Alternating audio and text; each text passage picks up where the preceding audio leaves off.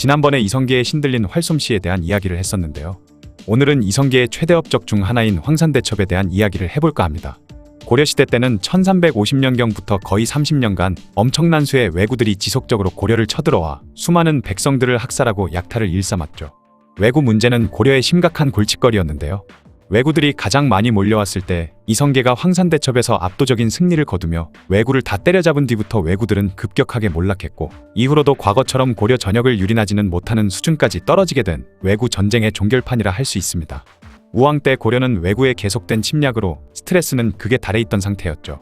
당시 왜구는 단순히 해안가 마을에 나타나 노략질을 일삼던 수십 명의 해적들이 아닌 거의 수천 명에서 많게는 1, 2만 명까지나 되는 대규모 병력이었으며, 작은 나라 정도는 멸망시킬 수 있을 정도로 막강했습니다. 1377년에는 개경의 방어를 담당한 고려 수군을 전멸시키다시피 하면서 개경이 위태로워질 정도였으며, 1378년에는 수도 개경을 함락시키겠다고까지 했다고 하죠. 그만큼 왜구는 한낱 해적이 아닌 고려의 운명을 좌우하던 그런 존재들이었습니다. 하지만 고려도 가만히 있던 건 아니었는데요. 1376년 최영이 홍산대첩에서 왜구를 대파하기도 했지만 왜구의 기세는 수그러들지 않았고, 1377년에는 32번에 걸쳐서 54군데나 되는 지역을 침략하고 약탈했죠. 그렇게 고려는 왜구들에 의해 좋은 선이 털리기도 했고, 수많은 고려 문화재들이 일본으로 옮겨졌으며, 남자들은 죽이고 여자들과 어린아이들은 목에 밧줄을 엮어서 끌고 가 노예로 팔아먹기도 했습니다. 그리고 더 문제는 고려군이 강화도에 출현한 왜구를 치러 갔을 때 양광도에서도 왜구가 나타나기도 했고, 전라도와 서해도 지역, 심지어 제주도에까지 모두 비슷한 시기에 동시다발적으로 왜구들의 침략을 받아 온 고려가 난장판인 상태였던 것이죠. 심지어 북쪽에서는 계속해서 홍건적과 여진족 등의 위협이 있는 상태라서 어딜 먼저 막아야 할지 모르는 골 때리는 상황이었습니다. 그러던 1380년 8월 무려 500여 척의 외선을 타고 엄청나게 많은 왜구들이 진포로 들어왔죠. 당시 배 한 척에 30~40명이 탈 수 있었다 하니 최소 1만에서 최대 2만이라는 어마어마한 병력이 조선을 침략했던 것입니다. 그러자 고려 조정에서는 심덕부, 나세, 최무선에게 100여 척의 전함을 주고 진포로 쳐들어온 왜구들을 공격하라 명했죠. 한편 왜구들은 진포에서 자신의 배들을 밧줄로 묶은 뒤 기지로 삼았고 약탈을 하기 위해 상륙했을 때였습니다. 때마침 나타난 고려군은 최무선이 개발한 화포를 이용해 왜구들의 배를 공격했고, 이로 인해 대부분의 왜구 함선들이 격침되거나 불에 타버렸으며, 함선을 지키던 왜구들은 타 죽거나 물에 빠져 죽기도 했죠. 대략 30여 년간 거의 두들겨 맞기만 했던 고려가 마침내 왜구들에게 막대한 피해를 입혔던 전투였습니다. 이 전투가 바로 진포의 전이죠. 이 소식을 들은 왜구들은 바다를 이용한 퇴강로가 막혀버리자 보복 삼아 잡아놓았던 포로들을 무참히 죽여버렸고, 이후 내륙의 옥주로 향했습니다. 그리고 이미 고려 내에서 활동 중이던 왜구들과 합세하면서 더욱 규모를 키웠죠. 진포에서의 승리한 여운이 채 끝나기도 전에 고려 백성들에게는 지옥이 펼쳐지기 시작했는데요. 왜구들은 충청북도에서 경상북도로 이동하면서 있던 모든 마을들에 들러 학살하고 약탈했으며, 그들이 지나간 길은 초토화되었고 처참한 피해 살육전이 펼쳐졌습니다. 그리고 마침내 상주에 도착하게 되었는데 왜구들은 그곳에서 6일간 머물면서 상주 일대를 완전 초토화시켜버렸죠. 거기다가 그들은 제사를 지낸다며 너무나도 잔혹한 일을 벌였는데요. 3살 정도 되는 여자아이를 잡아다가 머리를 깎고 배를 가른 뒤 깨끗이 씻긴 다음 생쌀을 넣고 제사를 지냈는데, 창자루가 갑자기 부러지자 이것을 안 좋은 징조라 여겨 다른 곳으로 이동하기 시작했습니다. 그리고 선주와 경산부를 도륙해버린 뒤 사근내역에 도착했죠. 고려군은 그런 왜구들을 토벌하기 위해 약 5,000명에서 1만 명 정도 되는 대군이 모였는데, 이후 사근내역에서 벌어진 왜구와의 전투에서 처참히 박살나고 맙니다. 왜군에 의해 박수경과 배원, 이 두 명의 원수가 죽임당했고 500여 명이나 되는 병사들이 죽어나갔죠. 그렇게 진포의 전의 승전은 잊어버릴 만큼의 뼈아픈 패배를 맛봤으며, 이 사건이 바로 사근내역 전투입니다. 자신들을 막는 고려군이 없어지자 왜군은 더욱 설치기 시작했는데, 옥주에서 함양에 이르기까지 모든 고을을 불태워버리기까지 했죠. 그리고 기세를 이어 남원산성을 공격했지만 겨우 왜구의 공격을 막아낼 수 있었습니다.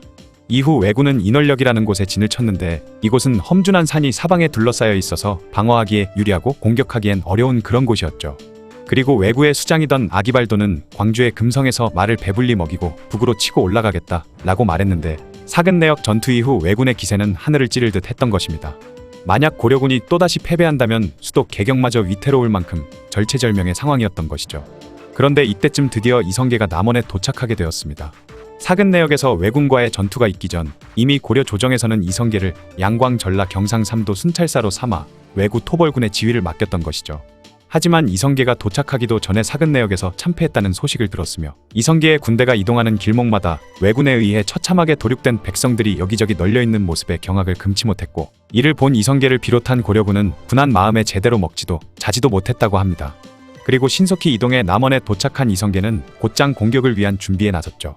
그러자 아들 이방과를 비롯한 다른 장수들이 적군이 험지에 들어가서 지금 싸우면 불리하다, 나중에 나오면 싸우자고 말했지만 드디어 적을 만났는데 싸우지 말라고 개소리 집어치워 라며 호통쳤다고 합니다. 다음 날 아침 이성계는 정산봉에 올라 적진을 염탐하고 지형을 분석하며 작전을 짜기 시작했죠. 그리고 큰 길 옆에 있는 작은 샛길을 보고 적은 반드시 샛길로 나와 우리의 후방을 칠 것이니 나는 마땅히 이 길로 갈 것이다 라고 말했습니다. 이후 이성계는 다른 장수들에게는 평탄한 길로 진군하게 하고 나서 자신은 적군의 기습이 예상되는 샛길로 진군했죠. 그리고 얼마 안가 왜구의 기병과 마주치게 되고 그곳에서 그야말로 대난전의 대열투가 벌어졌습니다. 굉장히 격렬한 전투가 벌어지다 보니 지휘관이던 이성계도 몇 번이나 위험에 처하기도 했는데요. 적의 장수 한 명이 창을 들고 이성계의 뒤쪽으로 다가가는 걸 본 이지라는 이성계에게 뒤를 보라며 2번이나 외쳤지만 워낙 난전에다가 온갖 소리들로 시끄러웠던 탓에 이성계는 이지란의 외침을 듣지 못했던 것이죠. 그러자 이지란은 직접 활을 쏴 그 왜구 장수를 죽였다고 합니다. 거기다가 이성계의 말이 화살을 맞고 넘어지자 다른 말로 바꿔타다가 왼쪽 다리에 화살을 맞기도 했으며 수없이 포위당했다가 포위를 뚫었다가 하는 등 이성계도 정신없는 상황이었죠. 그러다가 이성계는 갑자기 겁먹은 자는 물러나라, 나는 적과 싸우다 죽을 것이다 라고 외쳤는데요. 이 소리를 들은 고려군은 사기가 올라 더욱 열심히 싸울 수 있었습니다. 한편 왜구에서 단연 눈에 띄는 한 인물이 있었으니 그는 바로 적의 수장인 아기발도였죠.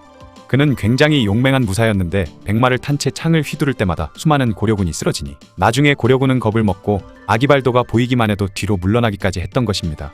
이성계도 이 아기발도의 용맹함을 보고 감탄하며 이지란에게 그를 생포할 수 있겠냐고 물었다고 하죠. 그러자 이지란은 그러려면 많은 희생이 따를 것이라며 만류했고 그렇게 이성계는 그를 죽이기로 마음먹었던 것입니다. 그런데 아기발도는 갑옷도 입었고 얼굴까지 철가면으로 가리고 있었기 때문에 화살로 그를 죽이기가 굉장히 난감했는데 이때 이성계는 이지란에게 자신이 투구끈을 맞춰 투구를 벗길 테니 그때 얼굴을 쏘라고 했죠. 이후 이성계는 아기발도의 투구끈을 맞췄지만 아기발도가 벗겨지려던 투구를 다시 붙잡아 쓰는 것이었습니다. 이에 이성계는 다시 투구에 꼭지를 맞춰 결국 투구를 떨어뜨렸고 이지란이 그 순간을 놓치지 않고 아기발도의 얼굴을 쏴 마침내 그를 죽일 수 있었죠. 여담으로 아까 이성계가 지형을 살피고 작전을 짜고 있던 그때 왜구의 수장이던 아기발도도 이성계가 설치한 진을 보고 있었는데요. 이후 부하들에게 저 장수는 지금까지 상대했던 장수들과 다르니 단단히 준비하라. 그리고 오늘 전투는 마땅히 각자 알아서 조심해야 할 것이다 라며 경고했다고 합니다.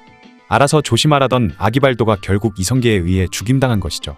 이런 삼국지연의에서 나올 법한 일이 벌어지자 왜구의 사기가 크게 꺾였으며 급속도로 전세가 고려군으로 기울어 왜구들은 타고 있던 말들을 버린 채 이리저리 흩어져 산속으로 도망가기 바빴습니다. 그리고 고려군은 계속해서 왜구들을 추격해 대다수의 왜구들은 도주에 실패하고 죽임당하고 말았죠. 이때 냇물은 왜구들의 피로 물들어 거의 일주일 동안 붉은 빛이 빠지지 않아 사람들이 물을 마실 수가 없을 정도였고 왜구들의 피로 물들어 빨갛게 변한 피바위 전설이 만들어졌습니다. 거기다가 왜구 중 70여 명만이 겨우 살아남아 지리산으로 도망갔으며 이성계는 도망친 왜구들에 대해서 어차피 적의 정예군은 다 섬멸시켰다라며 추격하지는 않았다고 하죠. 그렇게 전리품으로 말 1600여 필에 셀 수 없을 정도로 많은 무기까지 얻을 수 있었고 마침내 고려군은 왜구의 정예군을 전멸에 가까운 피해를 주었던 것입니다.